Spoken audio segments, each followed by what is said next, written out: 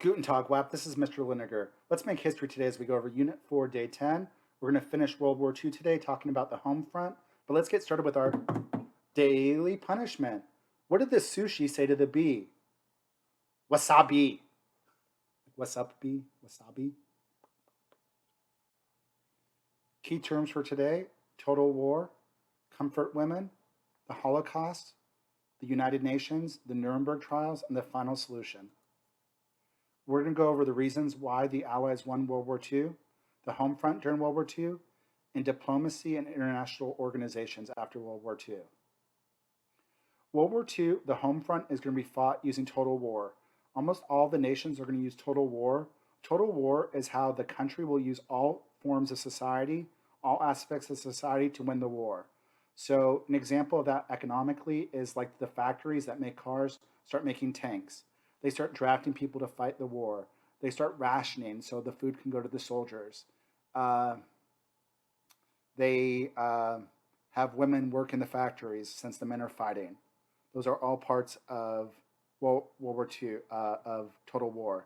They have people buy bonds. Like a bond is like an IOU that the government gives. I give a $20 I give $20 to the government. They give me a bond. In 20 years, I get $25. It gives them government money right away. So countries will do bonds during this time. They'll be doing propaganda. They'll be trying to use all their citizens to fight the war, either directly, like as soldiers, or indirectly, like making the weapons. Science will become more integral part of World War II. There'll be new technology like rockets, jet fighters, radar, atomic bombs, sonar, other super weapons. The GDP will dramatically increase, especially for America during World War II. America will actually get out of the Great Depression from World War II. It'll make them the wealthiest nation in the world. This shows the Allied and the Axis powers, which we talked about before during World War II. Let's talk a little bit about the home front. Japan, Germany will both exploit conquered states and people. So will Russia. They'll use slave labor, conscription from conquered populations to work in the factories. For some of the people that were racially impure, the Germans will send them to concentration camps and kill them. The Russians will also kill hundreds of thousands of their captured soldiers. There were different ways to resist occupation in many forms. There were active resistance.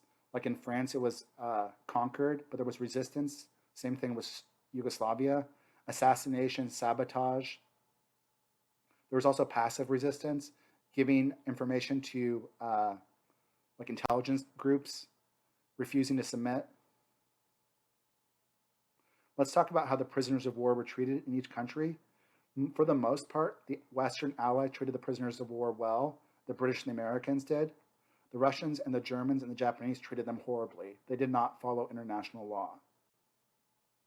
One of the horrible things that America did do was they will detain and isolate over 150,000 Japanese American citizens who were actually, American citizens, but America became uber racist during World War II.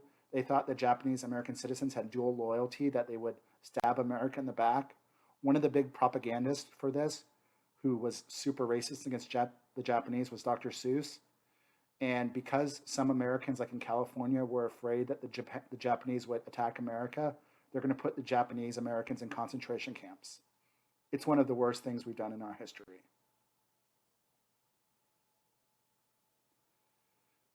The Germans will utilize racially acceptable minorities in their army. The Russians and Chinese will mobilize everyone, irrespective of race and ethnicity, even gender to some extent. The Japanese will enlist other ethnic groups, but they'll mistreat their Korean soldiers. America will use African American soldiers, but they'll keep them in segregated units and menial jobs. The British and the French will mobilize their empires and citizens for war. Women will become very involved in this war. Over 500,000 British, 350,000 American women will join auxiliary services. They'll technically be in the army. They'll be things like secretaries, receptionists. They won't actually have a wartime role. The Soviets and the Chinese women actually took up arms and actually did fight in World War II. Women's social roles will change dramatically as a result of this. By taking jobs or heading families, women will gain independence and confidence. This picture is Rosie the Riveteer. One of the ideals and propaganda ideals during World War II for the Americans is women join the factories, they're independent, they could do anything a man can do. We mentioned before that as far as the home front goes, the home front, like all the countries will not have the same amount of supplies as they did before the war. During World War II, countries will have to ration, where like the government says you can only get like a pound of butter a month. This will lead to like a rise of the black market. There'll also be things like America will use the rationing for gasoline, sugar, and butter. There'll also be other things like that happened in World War I, where the government will take over factories, or the factories will work with the government to produce war products instead of consumer goods. So there'll be less consumer goods during the war. During World War I, America did not force people to like ration. They did voluntarism, where they suggested people like eat meatless Monday, wheatless Wednesday, stuff like that. They plant their own gardens so the food can go to the soldiers overseas. During World War II in America and much over the rest of the world, it's going to be much more rationing, much more forced. It's going to be total war. Like, you know, all aspects of society are going to be used to fight this war. One of the things you should know about is something called comfort women. The Japanese army is going to forcefully recruit over 300,000 Korean women. They're going to force them to become prostitutes for the Japanese army. 80% of the comfort women came from Korea. A lot of them will get STDs, and a lot of them will not be able to live with the shame. And during or after the war, they will commit suicide. It's one of the horrible things the Japanese do. Let's talk about the Holocaust. The Holocaust was not the first genocide in world history. The Armenian Holocaust was the first genocide in the 20th century. The Turks are going to kill 1.5 Armenians for their support of the Russians during World War I because the Armenians were Christian. We talked about that before. The Holocaust was not an isolated event. There's a long history of anti-Semitism in Germany and in Western Europe, and Europe in general.